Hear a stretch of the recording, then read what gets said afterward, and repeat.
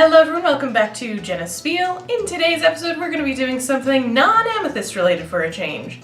I know, I'm just as excited as you guys are. My question is, have you heard of Frank Miller's Batman Year One? Great, because we're not actually doing that. We're doing Catwoman Year One-ish?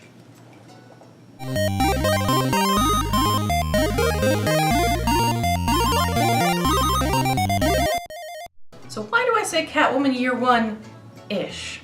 Well, technically, this is not the official title, but I've also heard the subtitle of Catwoman, Her Sister's Keeper thrown around. At the end of the day, this is the very first of the Catwoman series, taking place in 1989, and builds upon Frank Miller's interpretation of Selina Kyle from the Batman Year One series.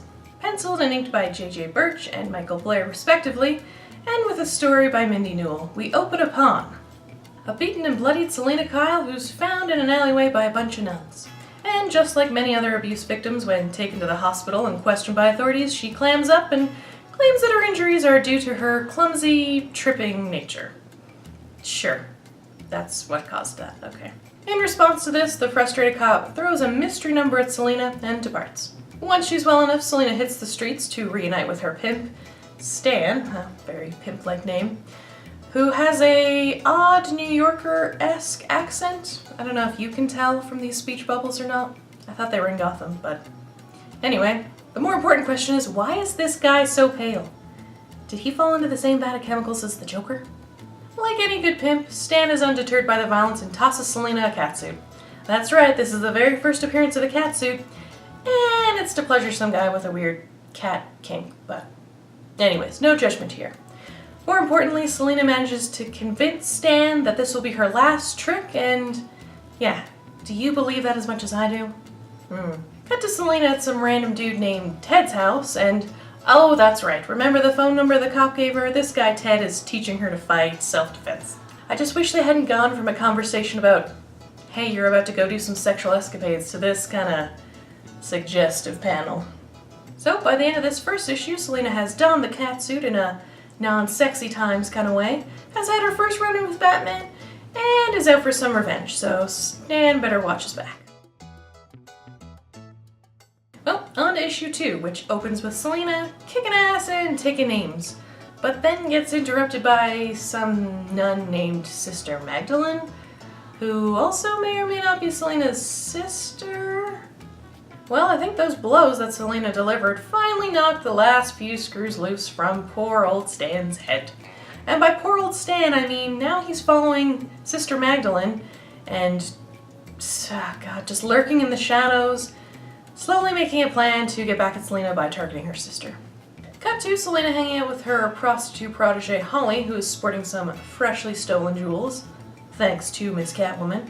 Unfortunately for her, Flannery, the cop from earlier, is back and wants to ask some questions about, you guessed it, Sister Magdalene.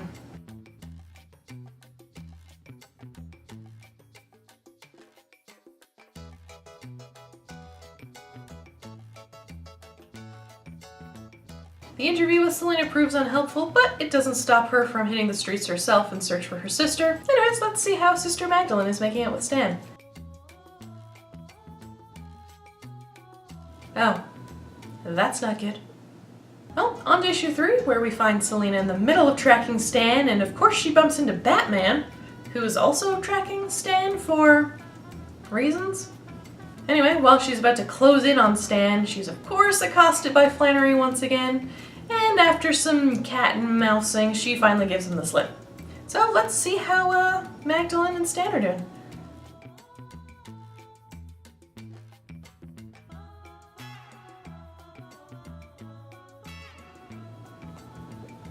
Yeah, he pretty much seems to be losing all of his sanity by this point. Which is not great timing when you're hanging out in these high up, way up rafters. Where specifically are these rafters? I don't know. The struggle finally erupts between Catwoman and Stan, and I'm on the edge of my seat wondering if Magdalene is going to fall from the rafters. Will this be the black stain that marks Catwoman's past? Will she be like Batman, haunted by the demons of fallen family members? No. Batman saves her. And just when all that's happening, Stan may or may not have fallen over or got pushed over and dies? What the hell are we going to talk about in the 4th issue now that the main bad guy's dead? Alright, issue 4. Now that Stan's out of the picture, how shall we proceed? Let's make the police captain an asshole. Why not?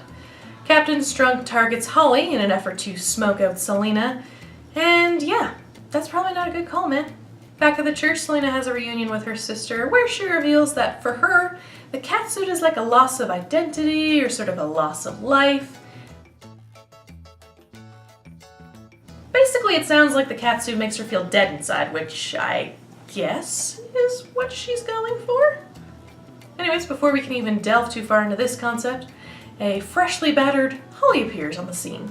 Yep, that's right. Captain Strunk beat the crap out of her. Batman also discovers this news of child abuse, and it's off to the races for these two costume-wearing freaks to track down the captain. Wonder who's gonna get there first? It's Selena, but her literal whipping of the captain is cut short when Batman appears on the scene, who somehow convinces her to stop from committing another murder? Or is it a first murder? I mean, it's still pretty gray whether or not she pushed Zan over the edge in the last issue. Since the cover asks if these two will be lovers, I guess we have to throw in the obligatory makeup scene between Batman and Catwoman, which just ends up with her slashing his chest and retreating into the shadows. Not entirely dissimilar to their interaction in Batman Returns. We close this 4-part series with Holly now under the protection of the church and keeping Magdalene company. Even though Holly pines for Selena, Magdalene almost assures her that she will never come back. Alright guys, so I managed to get through 4 issues in 1 episode. So what did I think? First I would have liked a little bit more backstory. I'm fine with the whole prostitute getting revenge on a pimp thing, but it seems pretty flimsy in the whole scheme of a Catwoman kind of origin. And I mean, look at what happened to Charlize Theron when she tried to go after those Johns that wronged her. And building on this, I also question, she just hung out with this Ted Grant guy who trained her for a little bit and all of a sudden she's got this super cat-like prowess. I mean, I'm not asking her to be bitten by like a radioactive cat or anything, but why is she suddenly like a super something? Like she's just a chick in a catsuit. Or is that what they're going for? Am I the only one who finds that like not feasible? I was also hoping for a little bit more on her past. I mean, the story literally takes place days before she dons her first catsuit. And oh my god, the catsuit. Can we talk about that for a second? Why, if you were forced to do some sort of sexual kink for someone, would that become part of your identity? Can you imagine working at Domino's and then all of a sudden the red, white, and blue becomes your uniform? You're not Captain America, it's just weird. I would forever associate that costume with when someone tried to make me do something sick and depraved. And maybe in some twisted planet, it's her like empowering herself and maybe taking back the narrative so it's not a weird fetishized thing. I don't know, it's a bit of a stretch for me. For a first attempt at a backstory, I'm pretty underwhelmed with what Mindy Newell came up with.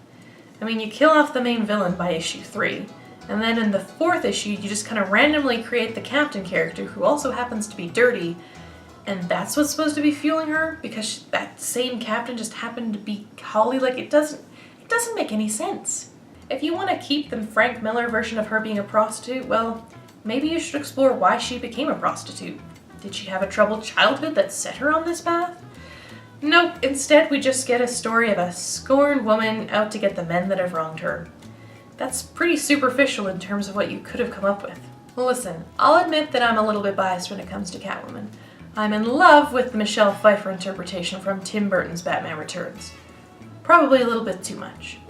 However, her origin story, she gets pushed out of a window, falls to the ground, gets licked back to life by a bunch of cats, and then comes home and deconstructs a raincoat into a catsuit.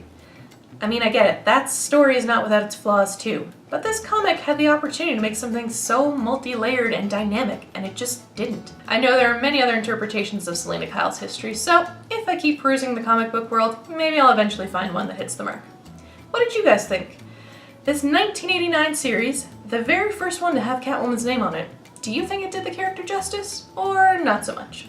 Let me know in the comments below, and I'll talk to you guys soon. Thanks for watching. Bye!